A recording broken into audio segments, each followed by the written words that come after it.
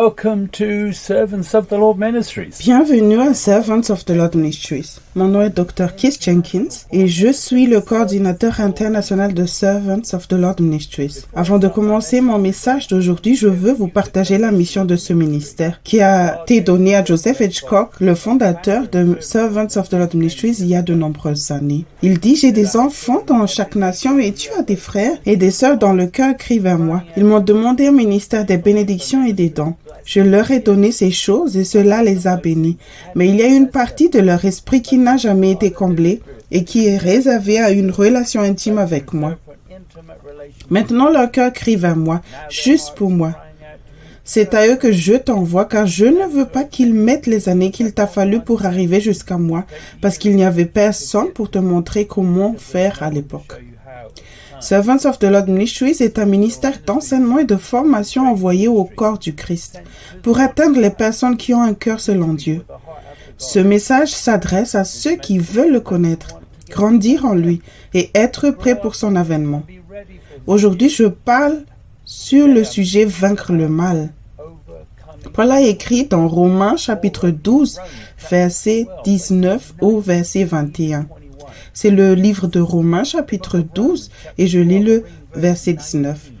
Ne vous vengez point vous-même, bien-aimés, mais laissez agir la colère, car il est écrit: à moi la vengeance, à moi la rétribution, dit le Seigneur.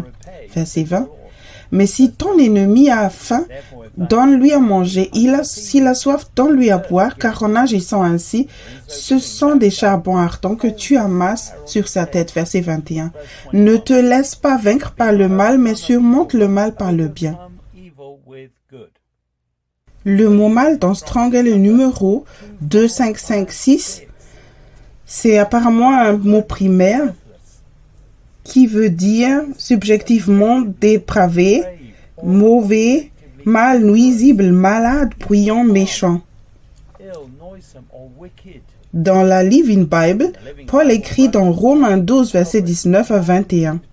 Chers amis, ne vous vengez jamais, laissez cela à Dieu, car il a dit qu'il rendrait l'appareil à ceux qui le méritent. Ne vous faites pas justice vous-même. Au lieu de cela, nourrissez votre ennemi s'il a faim, s'il a soif, donne-lui à boire, et tu seras en train d'amasser des charbons ardents sur sa tête.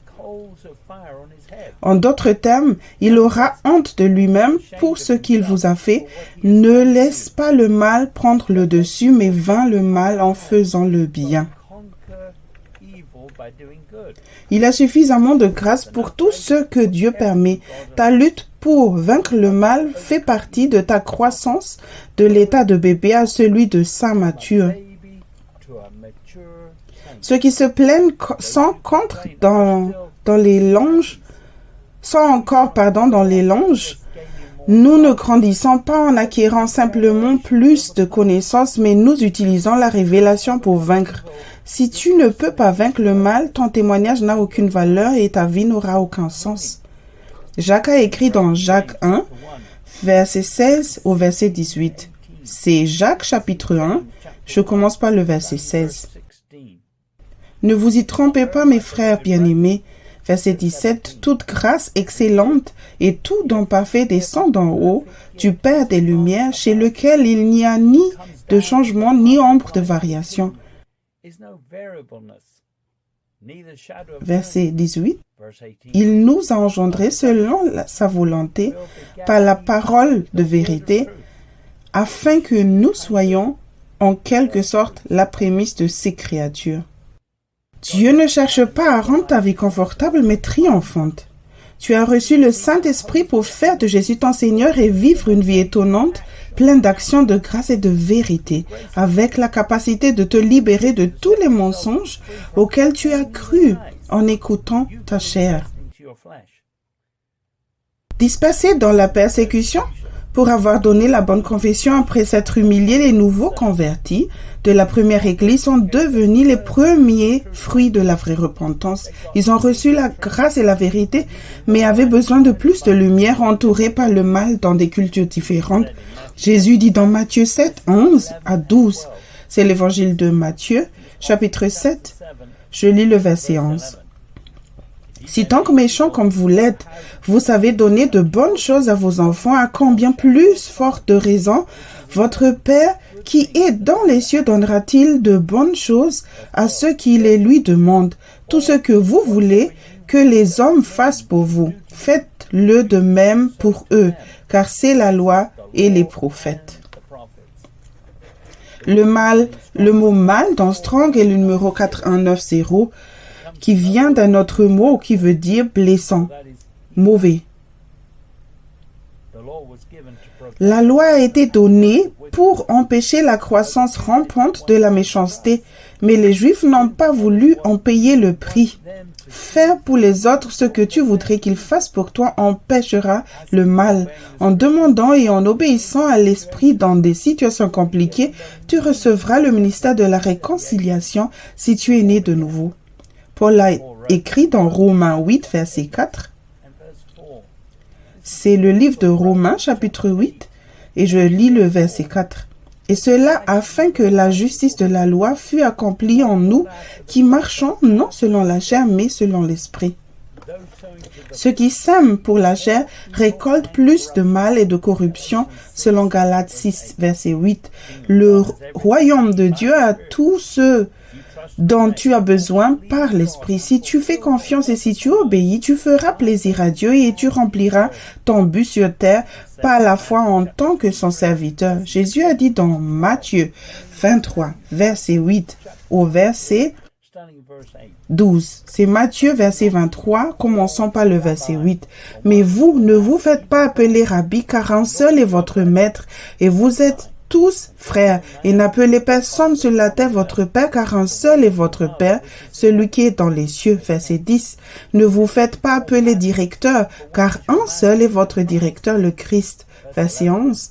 Le plus grand parmi vous sera votre serviteur. Verset 12.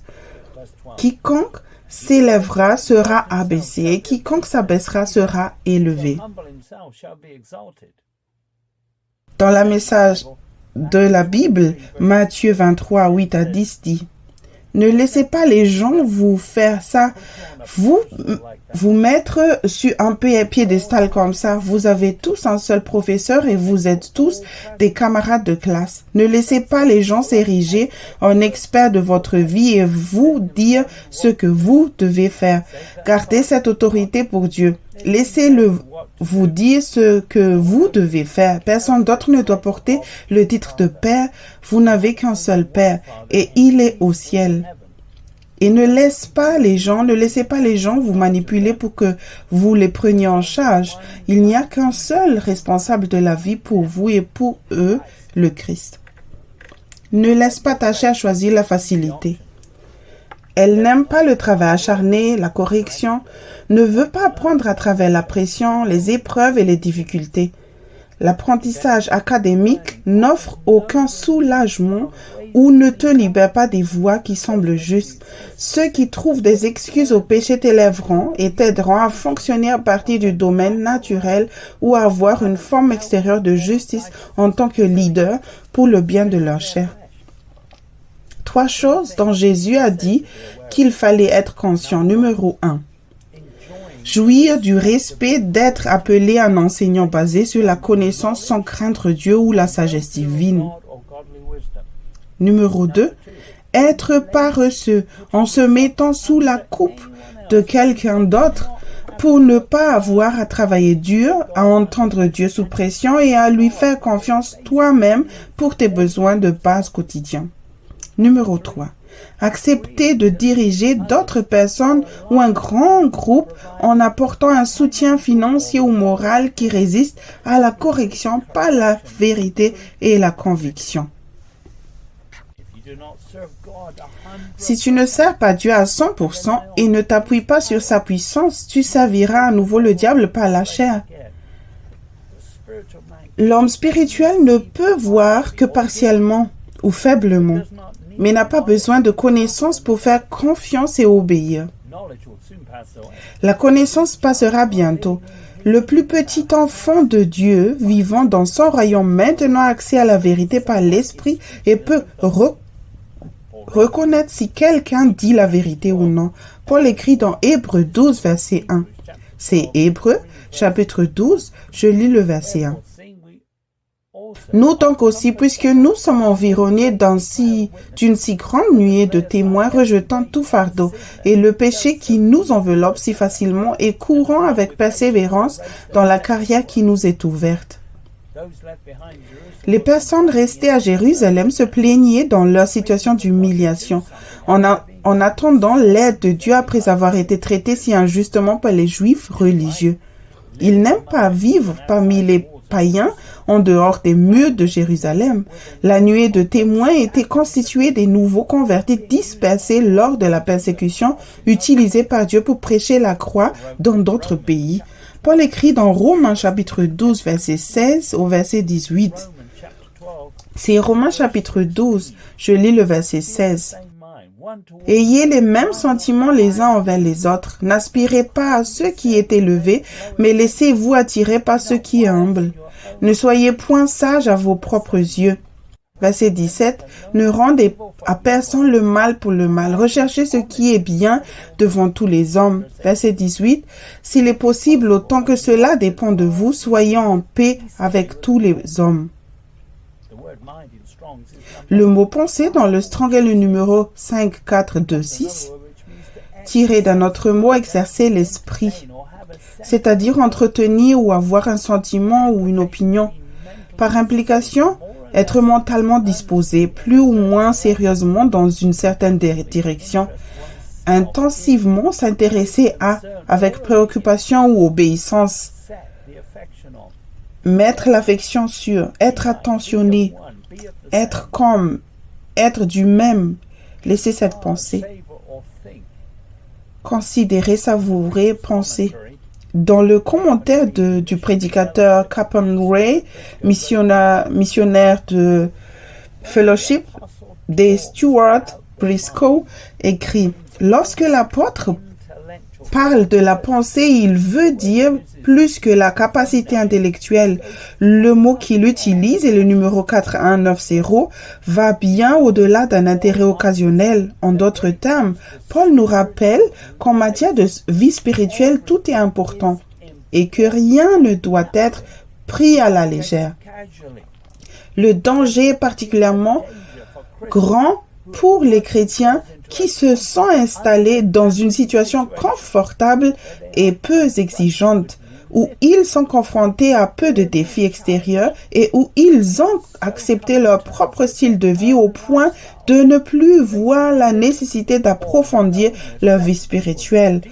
Sans s'en rendre compte, ils peuvent avoir cessé d'être ambitieux pour les choses de l'esprit et être tombés dans une sorte de neutralité spirituelle qui en réalité est une ambition pour le confort de la chair et une identification avec ce qui est purement naturel. Dans la Bible Message, Romains 12, versets 17 à 18 dit « Ne riposte pas, découvre la beauté de chacun. Si tu l'as en toi, entends-toi avec tout le monde. N'insiste pas pour te venger. Ce n'est pas à toi de le faire. Tu seras exposé à une certaine quantité de mal pour terminer ta course. Si tu ne peux pas reconnaître l'appel des autres à délivrer quelque chose de spécial, tu t'identifies à ce qui est purement naturel et tu seras baptisé au jus de citron. Tu devrais pouvoir témoigner que tu n'as jamais rencontré quelqu'un que tu n'aimes pas. Jésus a dit dans Luc, chapitre 6, verset 35 au verset 38. C'est Luc 6, je commence par le verset 35. Mais aimez vos ennemis, faites du bien et prêtez sans rien espérer, et votre récompense sera grande, et vous serez fils du Très-Haut, car il est bon pour les ingrats et pour les méchants. Verset 36. Soyez donc miséricordieux comme votre Père est miséricordieux. Verset 37. Ne jugez point, et vous ne serez point jugés. Ne condamnez point, et vous ne serez point condamnés. Absolvez, et vous serez absous. Verset 38.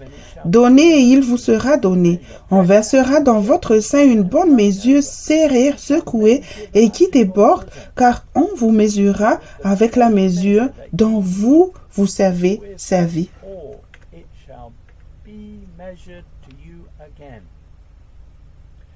Chaque jour est une occasion de se repentir alors que ton éducation spirituelle se poursuit. Ceux qui suivent le Christ aiment de façon surnaturelle. Juger le fruit d'un manque d'amour. C'est ton manque de miséricorde qui est le problème et non l'autorité. La corruption est en toi. Ne laisse pas passer les rares occasions de conviction et de repentance profonde pour devenir l'un des croyants porteurs de fruits dont la croissance est la plus rapide aujourd'hui. Même lorsque les autres ne peuvent pas se repentir, tu le peux. Jésus a dit dans Matthieu 11, verset 11. C'est l'évangile de Matthieu chapitre 11. Je lis le verset 11. Je vous le dis en vérité, parmi ceux qui sont nés de femmes, il n'en a point paru de plus grand que Jean-Baptiste. Cependant, le plus petit dans le royaume des cieux est plus grand que lui. Le mot plus grand, dans Strong est le numéro 3187. Qui vient d'un autre mot qui veut dire plus grand, au sens propre ou figuré, spécifiquement en âge, âgé, grand, grandement plus. Jean le Baptiste était le plus grand ou le plus rapide à grandir des prophètes de l'Ancien Testament. Jean a appris à vaincre, à trouver la nourriture et des vêtements en écoutant Dieu dans le désert. Il a découvert que sa chair était le véritable ennemi et qu'il y avait des conséquences à ne pas se lever tôt avant la chaleur du jour. Il a découvert qu'en usant de sa pensée, il ne surmontait pas le mal. Jésus dit dans Matthieu 7, verset 17 au verset 20. C'est l'évangile de Matthieu, chapitre 7.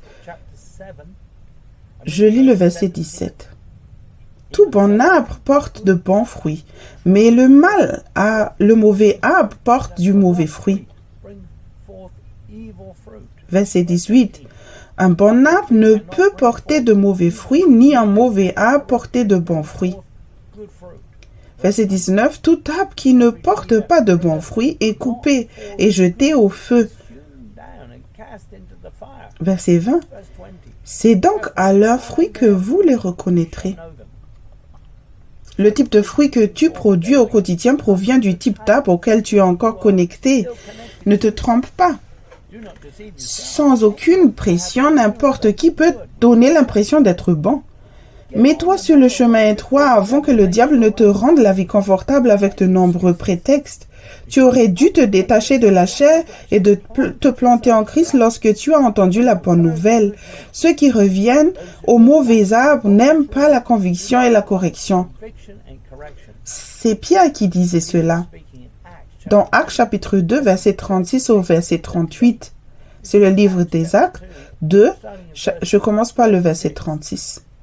Que toute la maison d'Israël sache donc avec certitude que Dieu a fait Seigneur et Christ ce Jésus que vous avez crucifié.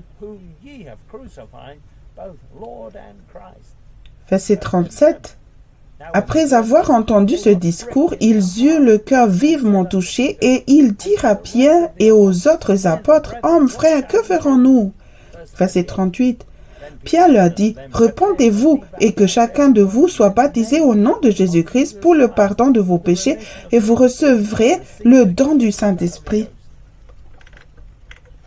Pierre a dit courageusement à tout le monde que les Juifs avaient crucifié leur propre Messie. L'Église a commencé avec ceux qui ont été convaincus d'avoir tué le Christ personnellement dans leur cœur. Chacun d'entre eux a vu comment il avait trahi le Christ, comme Judas Iscariote, sur la base de ses croyances personnelles, ne pouvant pas simplement dire pardon. Ceux qui avaient confiance en la chair ont crié d'une voix forte le jour de la Pentecôte. Parmi les nouveaux convertis se trouvaient ceux qui s'étaient moqués de Jésus sur la croix lorsqu'il fut crucifié à l'extérieur de la ville. D'autres convertis entraînés par la foule ont crié « Crucifié !» lors de la Pâque et ont laissé un malfaiteur condamné par Barabbas en liberté à sa place devant Ponce Pilate. La croix du Christ a prouvé à quel point les Juifs étaient corrompus. Nous lisons dans Actes chapitre 2, verset 41. C'est Actes chapitre 2, je lis le verset 41. ceux qui acceptaient sa parole furent baptisés, et en ce jour-là, le nombre des disciples s'augmenta d'environ 3000 âmes. Si tu ne peux pas recevoir la correction et la conviction avec joie, alors tu es toujours corrompu, et tu aurais aussi assassiné le Christ.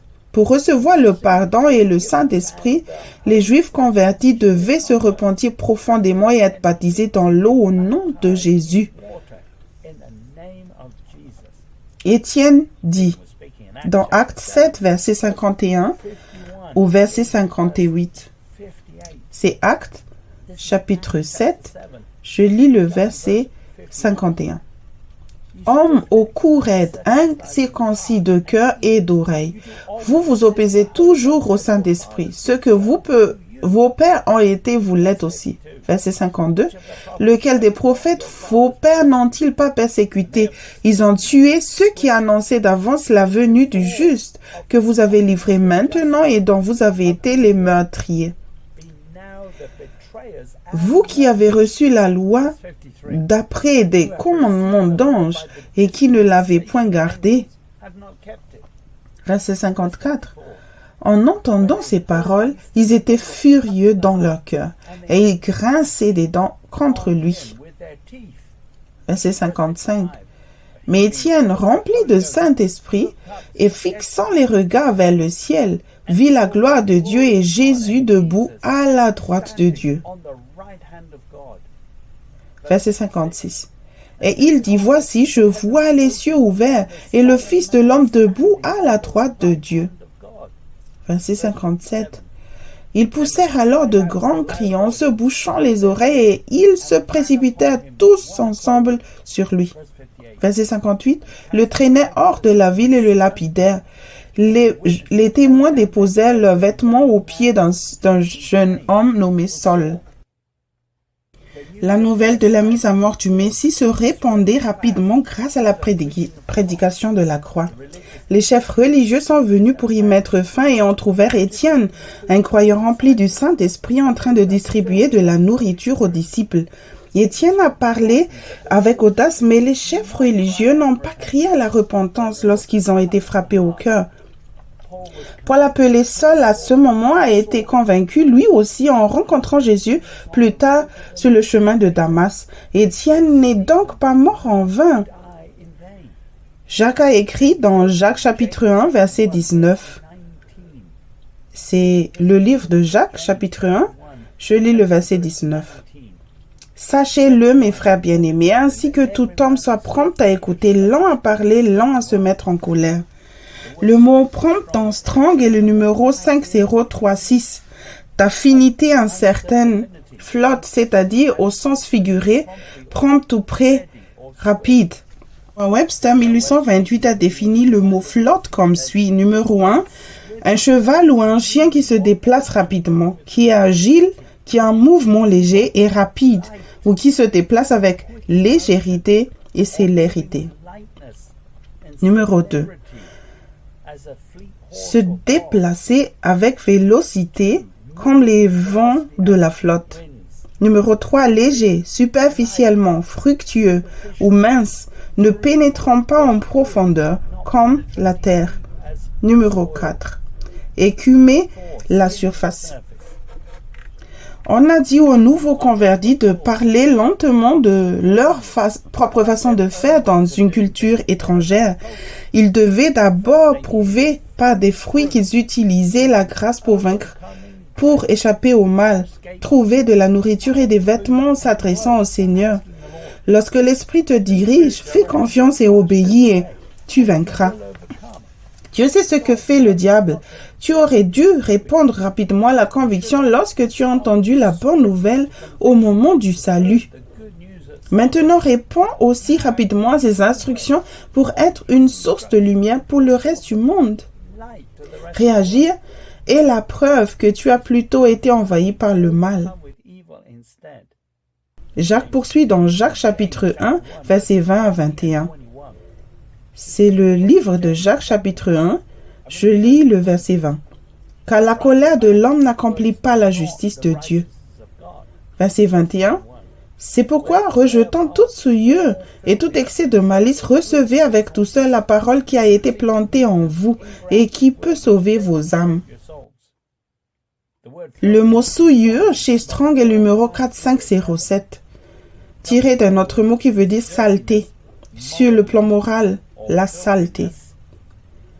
Le mot malice dans Strong est le numéro 2549, tiré d'un autre mot qui veut dire méchanceté, c'est-à-dire subjectivement dépravation ou activement malignité, ou passivement trouble, mal, malicieux, malicieuse, vilainie, méchanceté.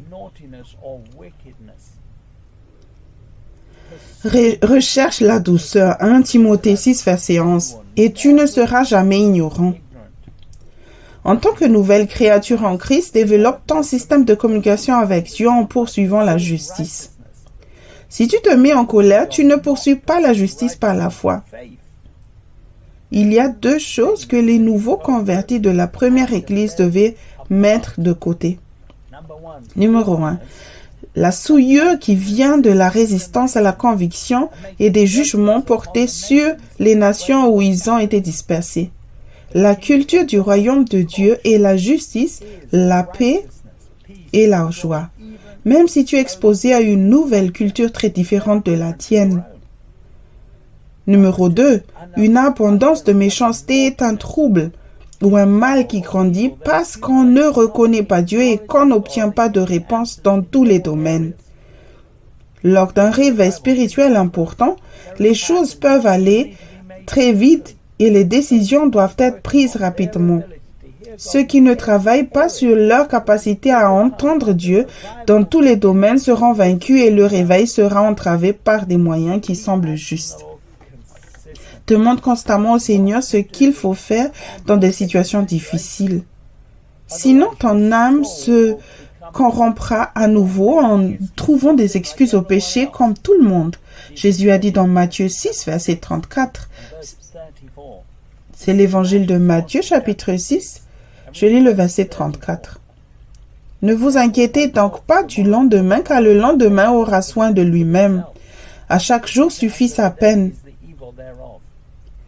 Le mot demain est le numéro 3, 8, 3, 9, dérivé d'un autre mot qui veut signifiant une brise, c'est-à-dire l'air du matin, proprement frais, c'est-à-dire adverbialement, avec éclipse d'un autre mot qui veut dire demain, le lendemain, le jour suivant. Ceux qui sont sur le chemin étroit consacrent du temps à la parole révélée avec droiture parce qu'ils aiment la vérité et la conviction. Si tu cherches une vie sans aucun mal à travers la politique, alors tu es un croyant paresseux. Dans le royaume de Dieu, il prévoit une prise légère le matin pour que tu entendes ses instructions dont tu dois suivre en te levant avant que le diable ne se lève. Il peut s'agir d'une période de temps calme pendant la journée ou la nuit, lorsque personne d'autre n'est là si tu travailles à des heures différentes ou en équipe de nuit. Utilise le temps de qualité avec Dieu pour traiter la conviction et tirer les leçons de la journée précédente afin de ne pas commettre 2 fois la même erreur. Salomon a écrit dans Proverbes 3, 7 et 8. Ce sont les Proverbes 3, je lis le verset 7. Ne sois point sage à tes propres yeux, crains l'Éternel et détourne-toi du mal. Verset 8. Ce sera la santé pour tes muscles et un rafraîchissement pour tes os. Ceux qui ont confiance en la chair n'échappent jamais au mal. Dans un pays étranger, par exemple, tu pourrais finir par rater le dernier bus ou payer des options plus coûteuses si tu n'écoutes pas Dieu. Tu n'as pas atteint la maturité simplement parce que tu peux entendre la voix de Dieu dans le ministère ou que les dons de l'Esprit opèrent dans ta vie. Paul a écrit dans Éphésiens 4, versets 30 à 32. C'est Éphésiens, chapitre 4, je lis le verset 30.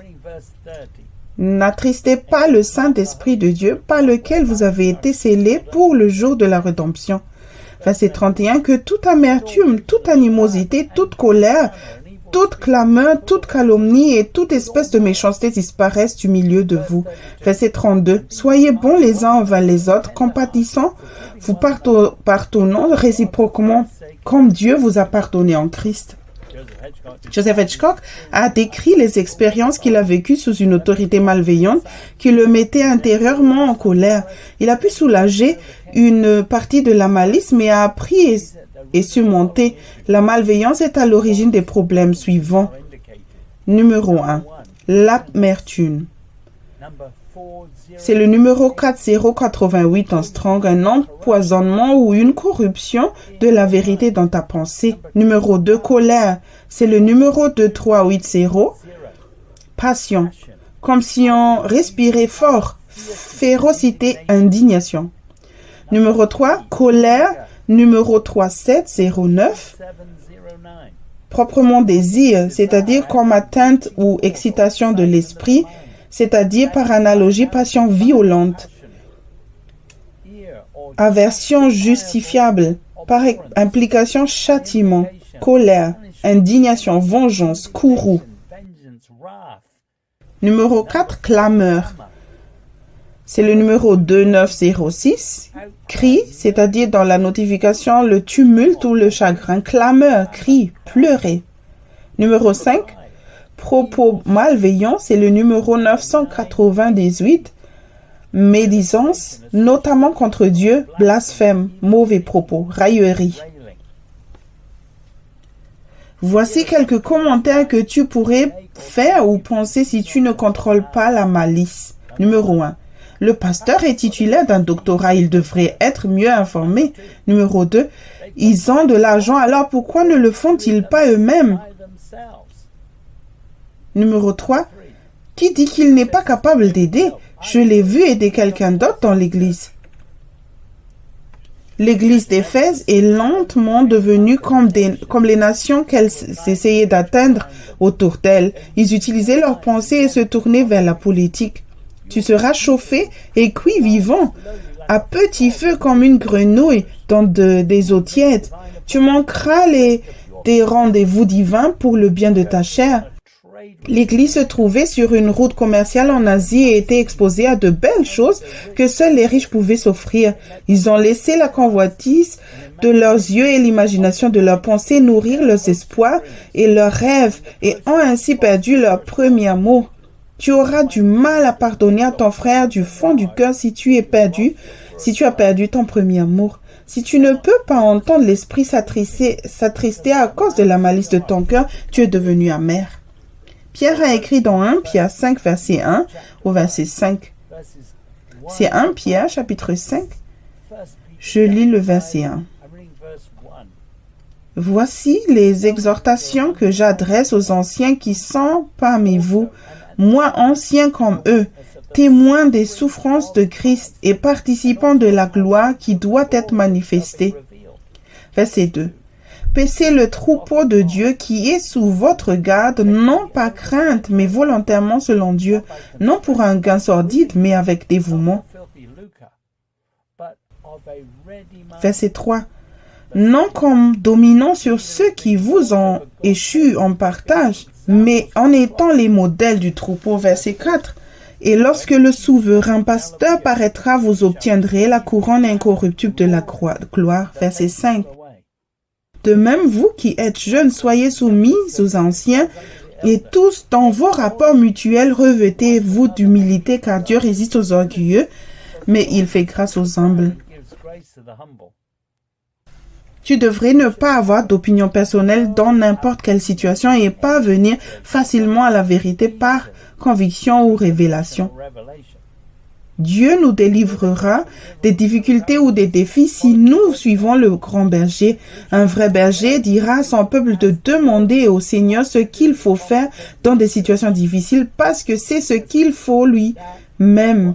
C'est ce qu'il fait lui-même. Pour que Dieu t'élève, tu dois rester humble dans une épreuve ou une difficulté. Le temps passé dans des circonstances humbles s'allongera si tu ne crucifies pas et ne gardes pas la chair morte. Jésus a dit dans Matthieu 6, verset 27, « C'est l'évangile de Matthieu, chapitre 6. Je lis le verset 27. Qui de vous, par ses inquiétudes, peut ajouter une coudée à la durée de sa vie? Pour plus d'informations sur l'intelligence spirituelle, lis le chapitre 11 sur la bataille pour ta pensée dans le livre Réveillez-vous, le temps touche à sa fin, volume 2, Grandir spirituellement. Si tu ne peux pas entendre, faire confiance et obéir parce que tu penses trop, alors Dieu utilisera quelqu'un d'autre. Ceux qui écoutent des conspirations répondent aveuglément la peur, même dans l'Église. La peur paralysera ta pensée et empêchera les autres d'entendre ce qu'ils doivent savoir pour vaincre le mal. Jésus s'adressait aux chefs religieux dans Matthieu 9, verset 4. C'est l'évangile de Matthieu, chapitre 9. Je lis le verset 4. Et Jésus, connaissant leurs pensées, dit, « Pourquoi avez-vous de mauvaises pensées dans vos cœurs? Ce qui est dans le cœur finit par sortir de ta bouche en te souillant. » En réfléchissant à la façon de répondre à Jésus, les chefs religieux mettaient le mal dans leur propre cœur.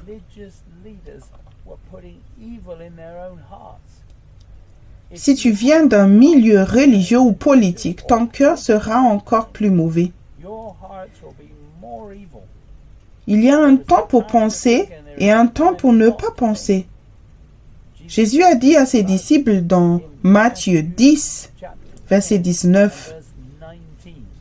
C'est l'évangile de Matthieu, chapitre 10. Je lis le verset 19.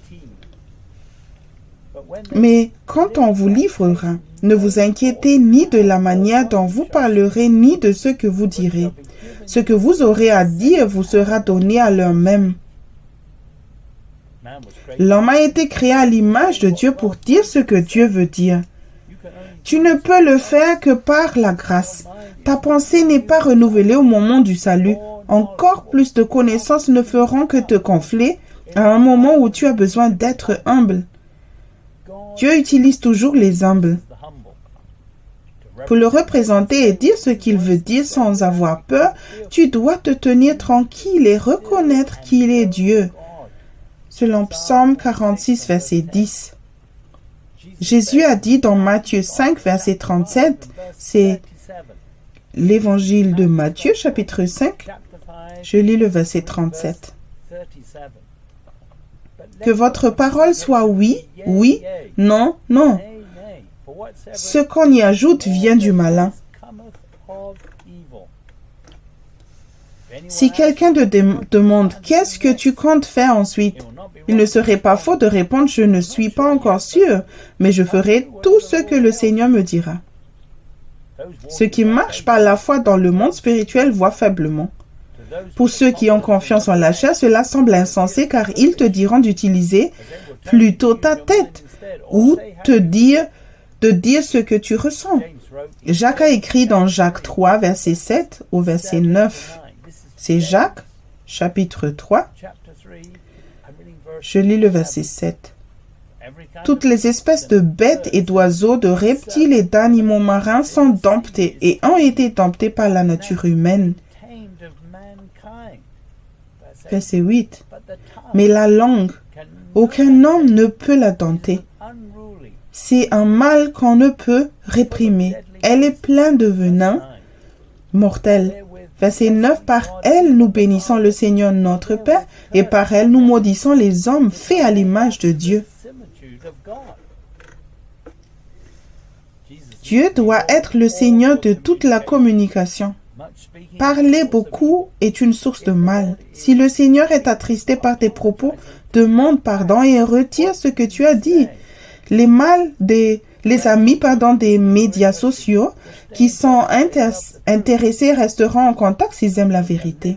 Dans la Living Bible, Luc 21, verset 28 dit « Alors quand toutes ces choses commenceront à se produire, tiens-toi droit et regarde vers le haut, car ton salut est proche. » Cette instruction de Jésus concernait les derniers jours.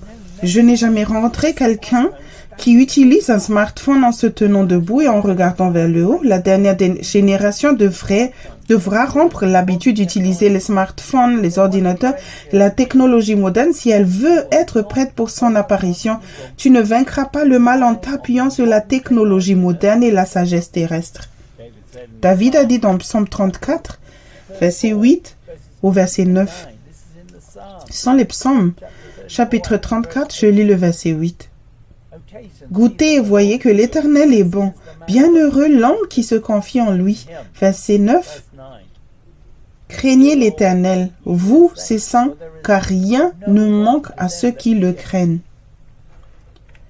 Jésus est déjà mort pour tes péchés afin que tu puisses les confesser et retrouver immédiatement sa présence. Pour goûter à sa bonté, établis Jésus comme Seigneur de ta vie. Ralentis dans les situations difficiles et tu entendras toujours Dieu si tu es né de nouveau. La précision dans l'écoute de Dieu est plus importante que la rapidité de la réponse. Ne te laisse pas intimider par ceux qui utilisent leurs pensées et la technologie moderne pour prendre des décisions rapides, car la crainte de l'homme est un piège. Crains plutôt le Seigneur. Tu peux toujours dire « Laissez-moi d'abord prier à ce sujet ». Paul a écrit dans Romains chapitre 13, verset 11 au verset 14. C'est Romains chapitre 13, je lis le verset 11. Cela importe d'autant plus que vous savez en quel temps nous sommes. C'est l'heure de vous réveiller enfin du sommeil, car maintenant le salut est plus près de nous que lorsque nous avons cru. La nuit est avancée, le jour approche. Dépouillons-nous donc des œuvres des ténèbres et revêtons les armes de la lumière. Verset 13. Marchons honnêtement comme en plein jour, loin des excès et de l'ivrognerie, de la luxure et de l'impudicité, des querelles et des jalousies. Verset 14. Mais revêtez-vous du Seigneur Jésus-Christ et n'ayez pas soin de la chair pour en satisfaire les convoitises. Tu t'empêtreras à nouveau dans des activités comme le sport ou la politique si tu as confiance en la chair et tu passeras à côté du plus grand événement de cette planète en faisant des œuvres mortes à son apparition. Joseph Hitchcock a écrit 3 volumes intitulés « Réveillez-vous, le temps touche à sa fin ». Volume 1 « Fondation pour une maturité spirituelle ». Volume 2 « Grandir spirituellement ». Volume 3 « La maturité spirituelle ».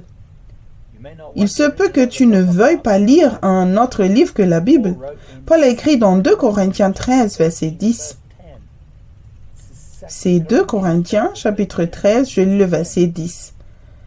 C'est pourquoi j'écris ces choses étant absent, afin que présent je n'ai pas à user de rigueur, selon l'autorité que le Seigneur m'a donnée pour l'édification et non pour la destruction. Toute parole dirigée par l'Esprit avec le bon motif a l'autorité de libérer les captifs par la conviction et non d'apporter la condamnation. Joseph Hitchcock a pris soin dans une série de livres de ne pas utiliser le tranchant, même avec le titre « Réveillez-vous, le temps touche à sa fin ». Si tu as ignoré les parties de ces messages qui ont produit le plus de conviction, tu es encore endormi. Si tu crois que tous les livres chrétiens sont fondamentalement les mêmes, tu fais confiance à la chair. Même si Paul ne faisait pas partie des 11 apôtres, ses lettres ont été acceptées en raison de ses fruits qui lui ont permis de vaincre le mal dans des situations complexes. Joseph Hitchcock a surmonté le mal lors de ses voyages et a atteint plus de 100 pays avec peu ou pas de soutien financier en imprimant les livres en nombreuses langues. Il se peut que l'Église n'ait pas reconnu Joseph Hitchcock comme un véritable apôtre. Si tu représentes le SOLM et que tu ne peux pas accepter l'œuvre écrite de Joseph Hitchcock comme un enseignement saint, tu résistes à la conviction. L'Église de Rome ne croyait pas que le renouvellement complet de l'intelligence était nécessaire. Avec de grands résultats évangéliques, ils ont décidé qu'il était normal d'utiliser leurs pensées pour prendre des décisions. Paul a dû écrire une longue lettre pour que tous ceux qui voulaient marcher dans la vérité puissent offrir leur corps en sacrifice vivant pour Dieu. Alors que le temps touchait à sa fin à Rome. Dans la Living Bible, Romains 13, versets 11 à 14 dit: Une autre raison de bien vivre ou de vivre en sainteté correctement est la suivante. Tu sais qu'il se fait tard. Le temps touche à sa fin. Réveille-toi car la venue du Seigneur est plus proche maintenant que lorsque nous avons cru pour la première fois. La nuit est avancée, le jour de son retour sera bientôt là. Alors abandonne les mauvaises œuvres des ténèbres et revêt l'armure de la vie juste. Comme nous devons le faire, nous qui vivons à la lumière du jour. Sois sobre et véritable dans tout ce que tu fais afin que tous puissent approuver ton comportement. Ne passe pas de temps à faire des fêtes endiablées et à te saouler, ni à commettre l'adultère et la luxure, ni à te battre, ni à jalouser.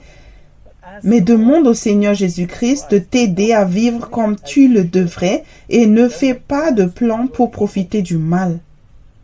Dans la Message Bible, on peut lire Romains 13, versets 11 à 14. Mais veille à ne pas être tellement absorbé et épuisé par la prise en charge de toutes tes obligations quotidiennes que tu perdes la notion du temps et t'assoupisses au milieu de Dieu. La nuit est sur le point de se terminer, l'aube est sur le point de se lever. Sois debout et éveillé à ce que Dieu est en train de faire. Dieu met la dernière main à l'œuvre du salut qu'il a commencé lorsque nous avons cru pour la première fois. Nous ne pouvons pas nous permettre de perdre une minute. Nous ne devons pas gaspiller ces précieuses heures de lumière du jour dans la frivolité et l'indulgence, dans la fornication et la dissipation, en se chamaillant et en s'emparant de tout ce qui a à portée de vue. Sors du lit et habille-toi. Ne traîne pas et ne t'attarde pas en attendant la toute dernière minute. Habille-toi en Christ et mets-toi en route. Lorsque j'enseignais sur Proverbe 3, versets 5 à 6, un grand leader chrétien m'a fait la remarque suivante devant tous ses leaders. Dieu est ton père, pas ta mère. Plus tard, il s'est excusé en privé auprès de moi après avoir demandé à Dieu ou s'asseoir dans un avion lors de son prochain vol et a partagé un témoignage étonnant. Cependant, à cause de la pression exercée par son entourage, le Christ n'a jamais été formé en lui et il n'a pas pu accepter la vérité ou m'inviter à nouveau à enseigner. Le diable est en train de te voler ton héritage pendant que tu te cherches des excuses pour utiliser ta tête pour les jours pour prendre des décisions. Jésus a dit dans Apocalypse 2, verset 5, c'est Apocalypse, verset 2, je lis le verset 5. Souviens-toi donc d'où tu es tombé, repens-toi et pratique tes premières œuvres, sinon je viendrai à toi et j'ôterai ton chandelier de sa place, à moins que tu ne te répandes. Pour plus d'informations sur la réalisation de tes premières œuvres, lis l'introduction du livre Réveillez-vous, le temps touche à sa fin, volume 3, La maturité spirituelle de Joseph Hitchcock. Il y a de nombreuses façons de se réveiller à la vérité, mais tu devras alors recommencer tes premières œuvres. La dernière fois que tu t'es réveillé spirituellement, t'es-tu engagé sur le chemin étroit? Si ce n'est pas le cas, pourquoi? Jésus a dit dans Matthieu 7, versets 13 à 14. C'est l'évangile de Matthieu, chapitre 7. Je lis le verset 13. Entrez par la porte étroite, car large est la porte spacieux est le chemin qui mène à la perdition, et il y en a beaucoup qui entrent par là.